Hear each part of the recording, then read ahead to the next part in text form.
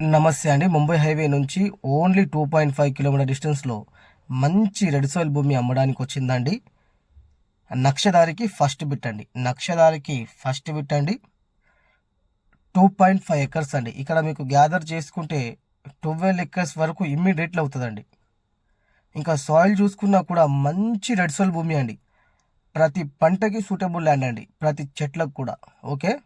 ఇంకా ఈ ప్రాపర్టీ వచ్చేసి హుమ్నాబాద్ తాలూకా అండి, బిదర్ డిస్టిక్ అండి. జైరాబాద్ నుంచి చూసుకుంటే 55 కిలోమీటర్స్ అండి. హైదరాబాద్ నుంచి చూసుకుంటే 155 కిలోమీటర్స్ అండి. ముంబై హైవే నుంచి ఓన్లీ 2.5 కిలోమీటర్స్ అండి.